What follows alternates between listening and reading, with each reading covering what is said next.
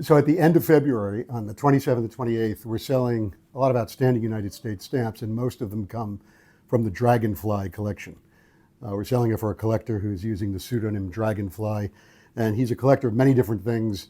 Whatever he does very well, and he built a stamp collection relatively quickly over, well, maybe a course of 5, 6 years. But with his taste and skill in collecting, he bought all the right things, and he was in the right place at the right time. One of the items he bought is a cover from 1861 that has a stamp on it we call the 3-cent 1861 Pigeon Blood Pink. And the name Pigeon Blood may be familiar to people who know gems and gemstones, because pigeon blood rubies are the most prized of all rubies. They come from Burma.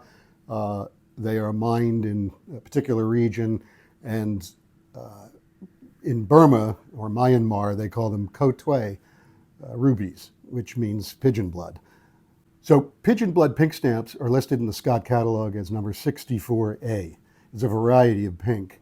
And even though the rose stamp is very common, worth maybe a few dollars, and the pink is worth a few $100s, the pigeon blood pink is cataloged at $4,500, and some examples bring much more. What we have is a cover, an envelope from Nashua, New Hampshire, that's postmarked September 5th, 1861.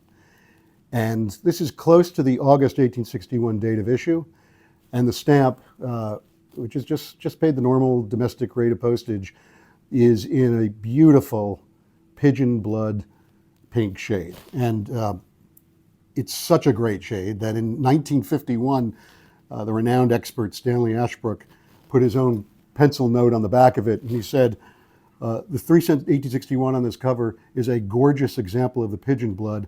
I doubt if a finer example could be found. December 27th, 1951. And it's around that time that it was bought by a collector named Emerson Krug. And the Siegel firm, which is selling the Dragonfly collection, sold the Krug collection in 1958, and this pigeon blood pink cover was in that sale. It brought $575, a pretty large sum of money in 1958.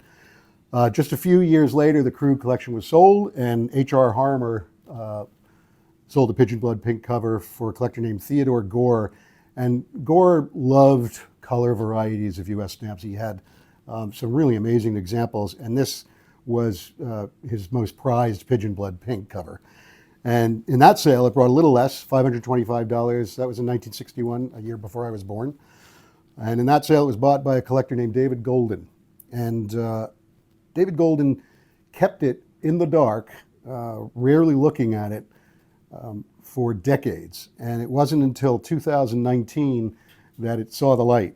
And the thing about this color is that the components of it are fugitive, meaning that if it's left out in the sun or exposed to elements, the color can fade, it can darken. And what makes this pigeon blood pink so exceptional is that, well, in 1951, it was already an amazing example of the shade. And then all these years later, it is still in just beautiful, beautiful condition. The color's fresh, it hasn't faded, it hasn't darkened.